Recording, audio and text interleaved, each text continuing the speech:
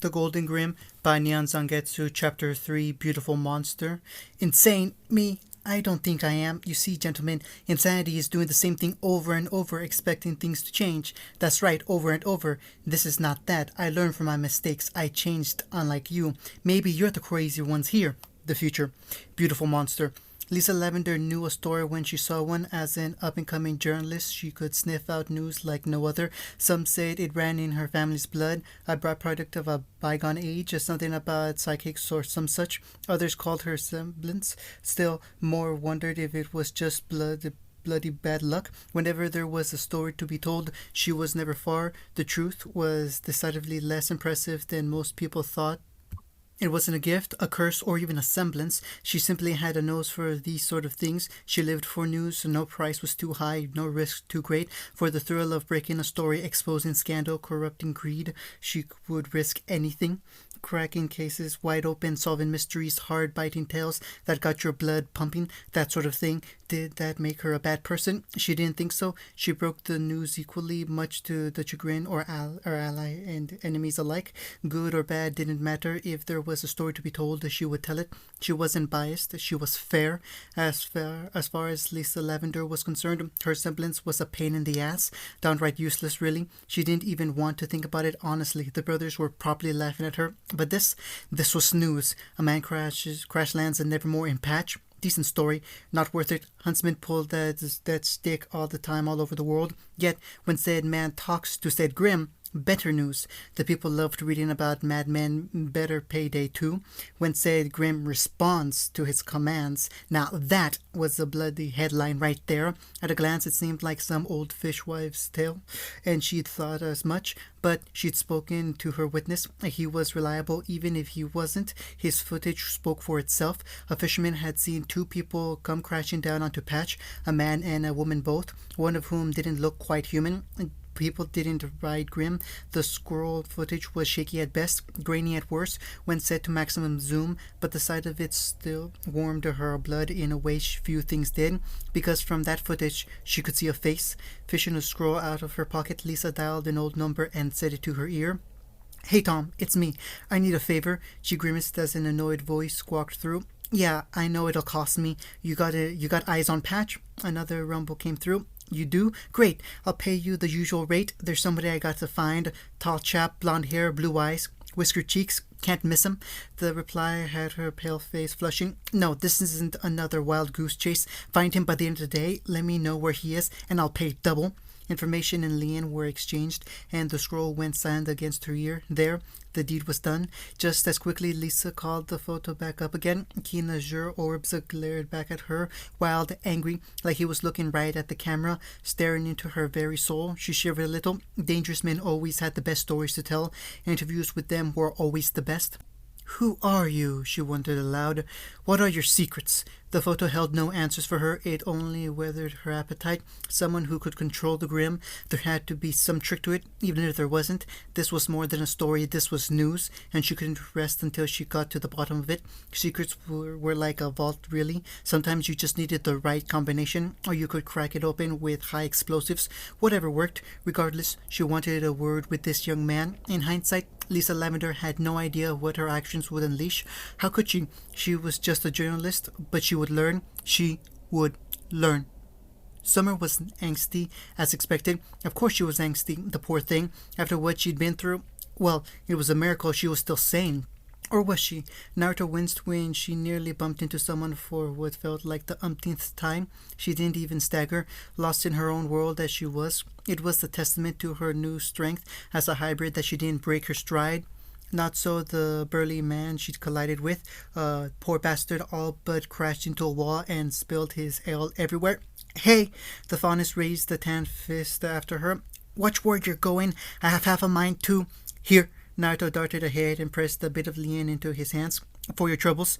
She's in mourning." It wasn't the truth by any means, but it confused the poor fellow to back down long enough for them to make their escape. Even with their hood up, Summer all but power walked her way through the market.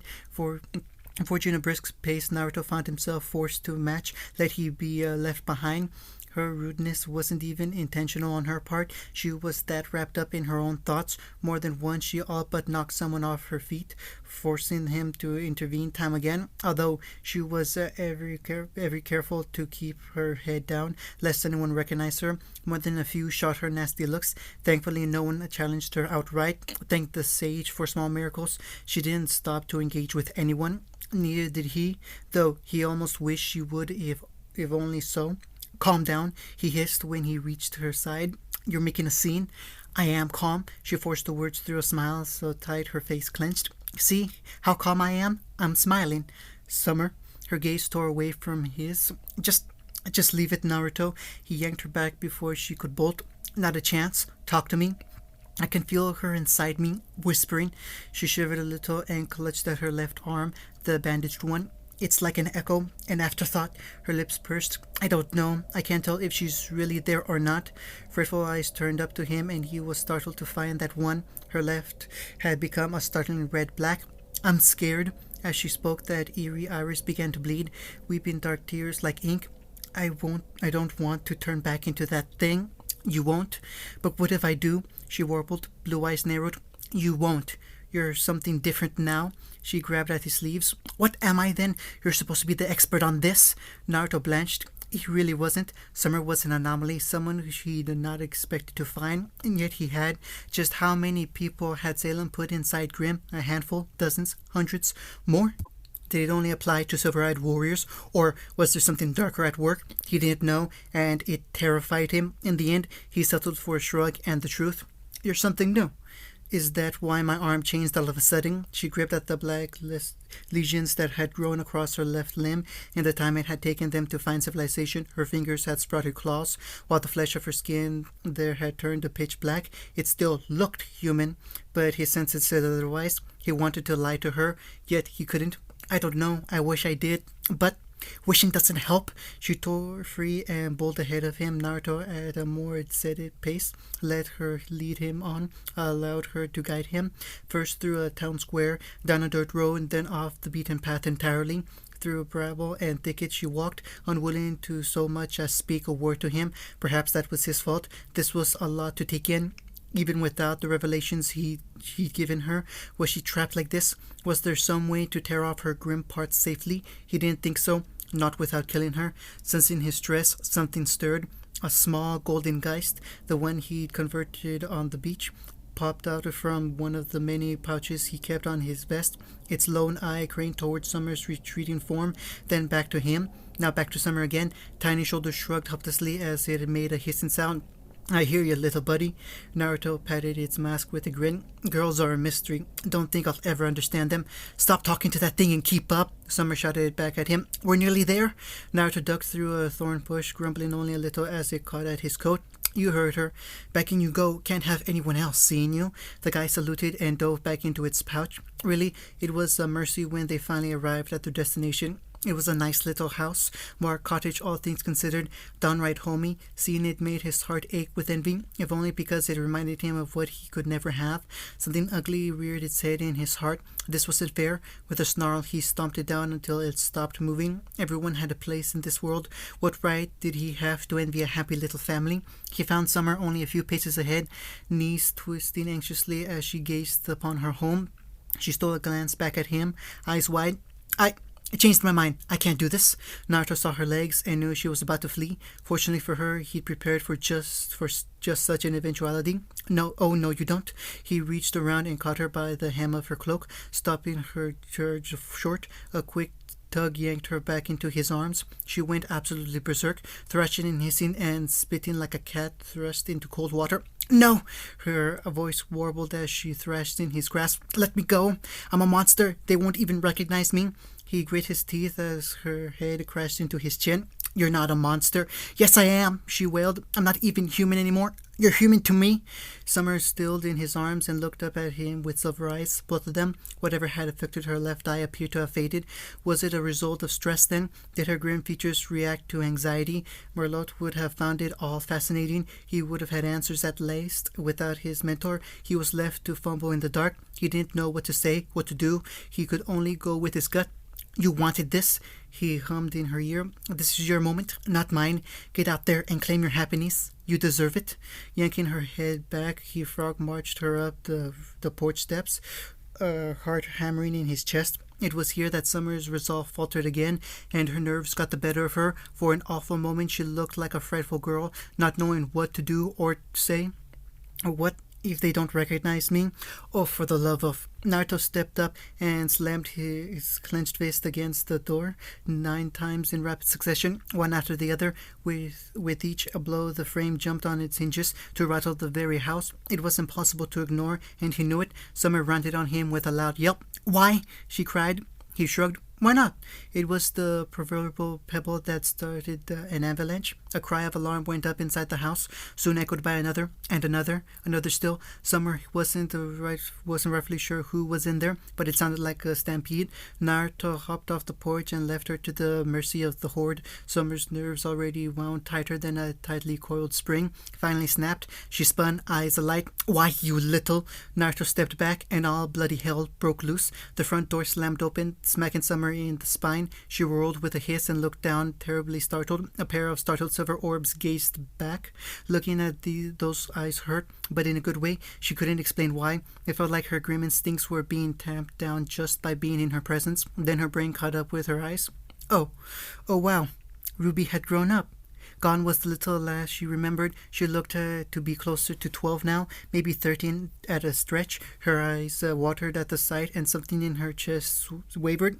Hello, sweetie, Summer said, the first thing that came to her mind. How have you been? Oh, gods, no, take it back. That was so corny. Ruby blinked once. Who are you? Summer flinched. Her daughter didn't recognize her. She didn't begrudge the girl for that. Longer hair and the maskily, ghastly fragment etched against her skin worked against her there. To say nothing of her left arm, she'd been so careful to hide it, to wrap it up in bandages, but there would be nothing done about the white thorns jutting from her shoulder. Her voice was a little rougher, gone hoarse from spending a decade trapped inside that abomination. She wasn't the same person anymore. She was a monster, no matter what Naruto said.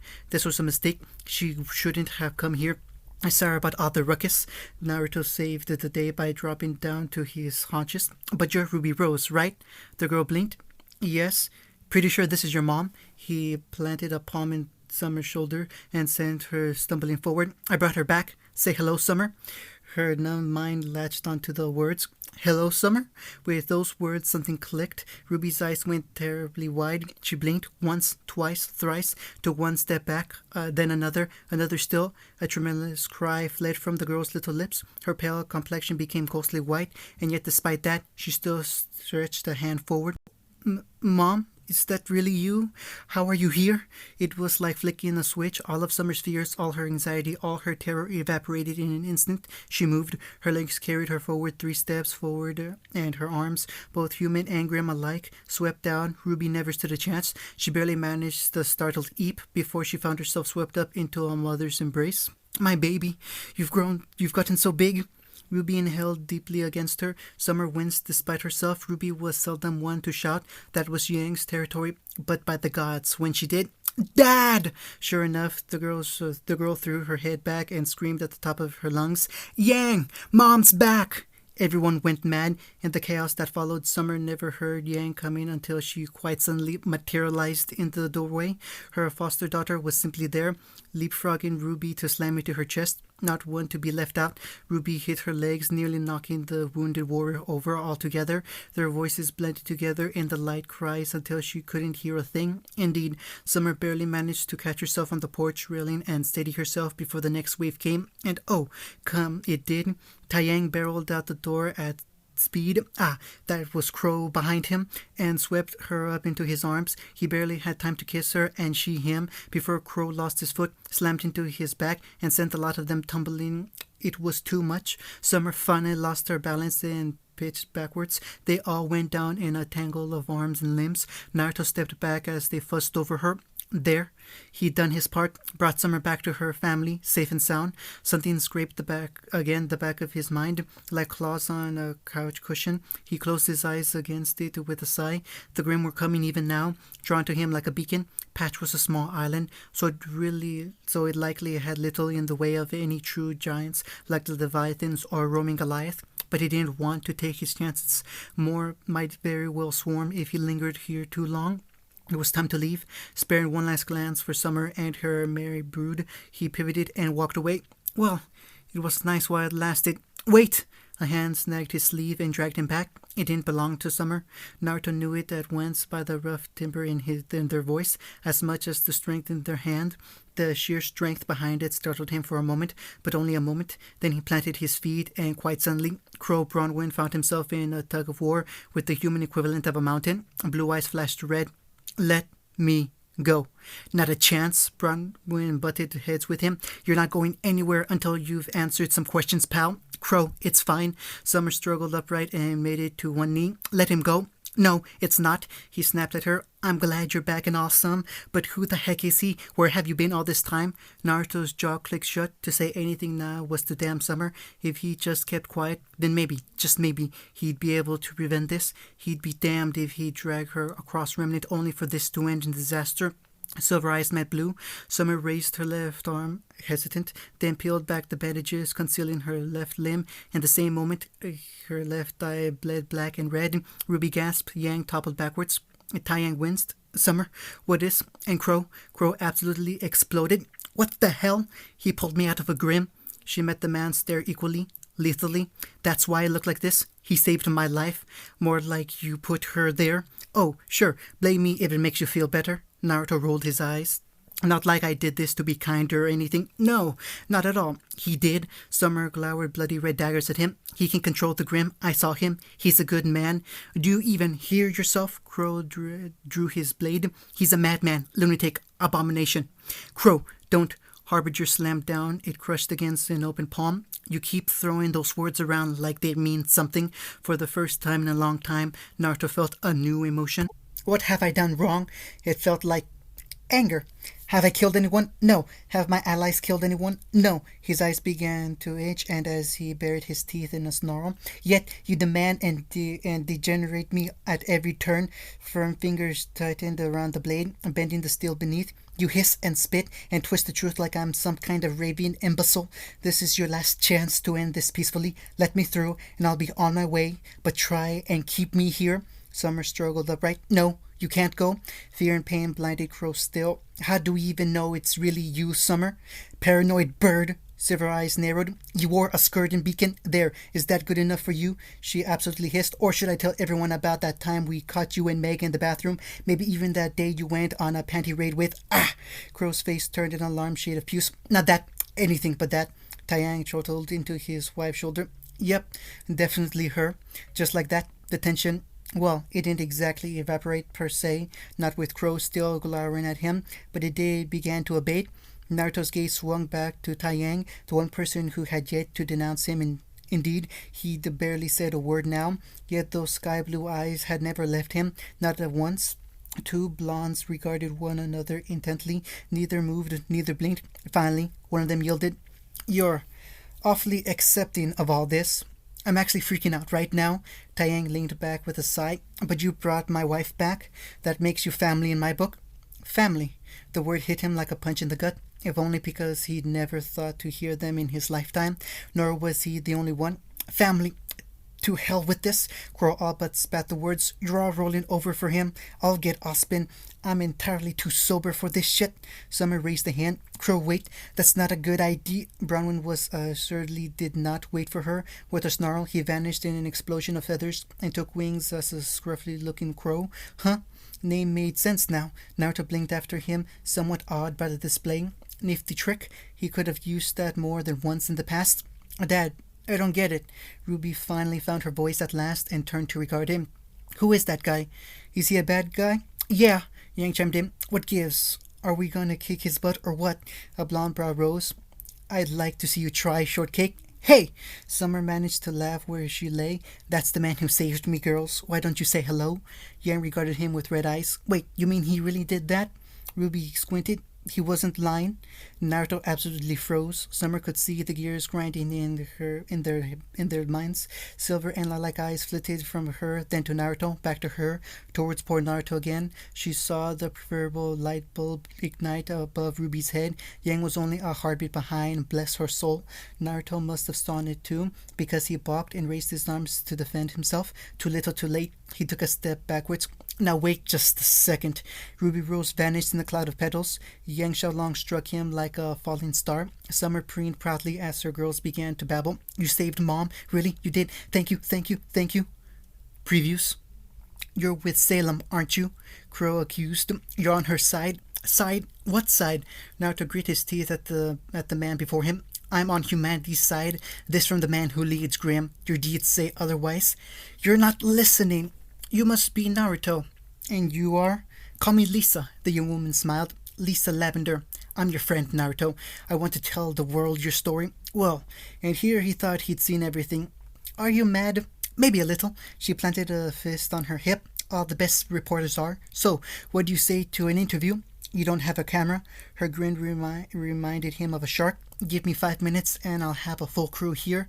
I'm sending you and the rest of the Aesops. Under no circumstances are you to attack him. Clover coughed. With all due respect, sir, he won't take kindly to an armed squad. Might be best to stand one rather than many. Who did you have in mind? Whomever they were, they'd need to stand on their own, never mind defend themselves. Clover smiled. Osmond pinched the brow of his nose. This changed things, and yet things must not change. To think of Grimm as people, it threatened to unbalance the world itself, yet to sacrifice a single man to preserve the balance of this world. It didn't feel right. Stop putting people in Grimm, damn it! What am I supposed to do with all these followers? Excuse me? Screw it. He reached down and helped them to their feet. It has been so long, and my path so dark, I no longer remember my first name. Well, that's going to be a problem.